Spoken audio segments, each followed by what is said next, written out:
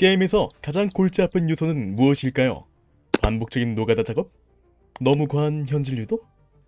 여러분들이 게임을 바라보는 시점에 따라 나오는 대답은 전부 다를 것이라 생각합니다. 전 여기서 개인적으로는 핵이라고 생각합니다. 다른 일반 유저들과 다르게 상대방의 위치를 한 번에 파악할 수 있고 에임을 보정해주고 자원을 무한대로 늘릴 수 있는 이른바 쉽게 이득을 취할 수 있게 해주는 악마의 유혹 같은 존재입니다. 여기서 저희는 몇 가지 의문점이 듭니다. 도대체 이런 핵 프로그램들은 어떻게 작동하는 것일까요? 그리고 도대체 왜 핵 방지 프로그램은 이런 핵 사용자들을 바로바로 잡을 수 없을까요? 이번 영상에서는 이 질문에 대한 정답을 알아보는 시간을 가져보겠습니다. 우선 핵의 작동 원리부터 알아보도록 하겠습니다. 핵들의 종류가 워낙 다양하고 게임의 구조가 전부 조금씩은 차이가 있기에 정확히 어떠한 방식으로 작동된다 라고는 대답을 드릴 수는 없지만 핵들의 기본적인 구조 자체는 알 수 있습니다. 우선 핵 프로그램들의 원조격인 치트 엔진을 통해 알아보도록 하겠습니다. UI 자체가 현재의 핵 프로그램들과 다르게 좀 많이 복잡해 보이지만 구조만 알면 매우 쉬운 친구입니다. 컴퓨터에 존재하는 모든 프로그램들은 결국 0과 1로 이루어진 이진수 덩어리들입니다. 이것을 16진수로 표현하면 헥스값이 표기가 되는데 치트 엔진은 게임의 데이터를 뜯어 이 헥스값을 조회하고 수정할 수 있습니다. 간단히 예를 들어보도록 하죠. 여러분은 현재 FPS 게임을 플레이 중입니다. 여기서 여러분은 체력을 대폭 늘리고 싶어 치트 엔진을 킵니다. 우선 저희의 체력이 100이기에 우선 100을 검색하여 해당 게임 데이터에 100이라는 수치가 적혀있는 게임의 코드를 필터링하여 불러옵니다. 그러곤 여기서 여러분들은 임의로 데미지를 입어 체력 20을 깎아 80으로 만듭니다. 여기서 다시 검색을 하면 이전에 필터링된 목록들 중에서 100에서 80으로 바뀐 목록만 다시 필터링해줍니다. 만약 항목 하나만이 남게 되면 이것이 바로 여러분의 체력을 담당하는 코드입니다. 이제 여러분은 수치를 1000으로 바꿔봅니다. 80이었던 체력이 순식간에 1000으로 바뀝니다. 이것이 바로 치트 엔진의 기본적인 작동 방식입니다.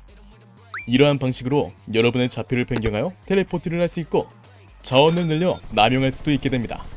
좋습니다. 그럼 반대로 직접적인 변화가 아닌 ESP 같은 시각적인 것들은 어떻게 처리하는 것일까요? 이 또한 매우 간단합니다. 보통의 게임들은 게임의 정보들을 관리하는 서버와 게임을 플레이하는 여러분은 클라이언트가 존재합니다. 이 사이에서 여러분들의 행동과 다른 플레이어들의 정보를 주고받는 형식입니다. 이 주고받는 정보들 중에서는 상대방의 위치를 주고받게 됩니다. 그래야 게임 화면에 적대의 모습이 보였을 때 바로 표시할 수 있어야 하니 말이죠. 그렇기에 지금 당장 여러분의 화면에 상대방이 보이진 않아도 서버는 클라이언트에게 상대방의 정보를 보냅니다. 여기서 클라이언트는 오직 필요한 정보만 끌어다 화면에 송출하는 것이 보통의 게임입니다. 하지만 핵 프로그램 같은 경우 서버에서 받는 정보를 악의적으로 뜯어서 보이지 않는 상대방의 위치 정보를 표시하는 등의 방법으로 이를 악용합니다. 이 방식이 바로 ESP나 엑스레이의 작동 원리입니다. 멀티플레이 게임들에서의 핵은 대체적으로 이러한 구조로 데이터를 뜯어서 수정하고 위조한 데이터를 보내어 서버를 속이는 방법이죠. 자, 그럼 이제 여러분들은 게임 핵의 작동 원리를 간단히 알아보셨습니다. 원리 자체는 쉽지만 사실상 핵의 기능을 구현하기 위해선 게임의 코드를 전반적으로 이해하고 수정할 수 있는 능력인 리버스 엔지니어링 기술이 필요합니다. 그럼 이제 이런 핵을 막는 안티치트에 대해 알아보도록 하겠습니다. 안티치트는 여러 다양한 방법으로 핵을 막고 있습니다. 첫 번째 방법은 어찌 보면 가장 기본적인 방어 수단입니다. 바로 게임 내 데이터의 암호화입니다. 이는 게임을 구성하는 소스 코드 유출을 막기 위함도 있지만 핵 개발자들이 데이터를 뜯기 어렵게 하기 위함이기도 합니다. 하지만 결국엔 이 코드 암호화도 시간을 투자하면 뚫리게 되어 있습니다. 이 암호화와 비슷하게 게임은 실행할 때마다 데이터의 무결성을 지속적으로 검사하여 변조된 코드를 찾아내는 방식을 이용하기도 합니다. 이것 외에도 서버와 클라이언트 간의 통신을 조정하는 방법도 있습니다.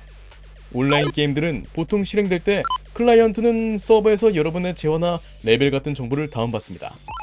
여러분의 정보는 이제 두 곳에 다 존재하는 상황입니다.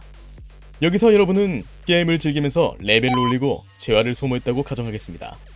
그럼 그 정보를 서버에 업데이트하기 위해 서버에 보내게 됩니다. 보통의 취약한 게임 서버는 여기서 받는 정보는 무조건 옳은 정보라 생각하여 그대로 정보를 업데이트하여 저장합니다. 이 정보를 바꾸어 보내도 그대로 저장되죠. 하지만 어느 정도 보안이 강화된 서버는 이 받아들여지는 정보들이 실제로 옳은 절차로 얻은 레벨인지 어떠한 방식으로 재활을 습득했는지 등을 지속적으로 비교하고 계산하여 옳지 않다고 판단했을 때 제재를 가하게 됩니다. ESP 같은 핵들도 조금은 복잡하고 불편하겠지만 딱 화면 내에 담길 것 같은 정보만 서버에서 보내는 방식도 있습니다. 핵 프로그램이 원치 않는 정보를 탈취할 것도 없게 만드는 거죠. 크루 같은 보텍의 경우 매우 간단히도 지정한 행동만을 지속적으로 반복하여 자동화하는 핵입니다.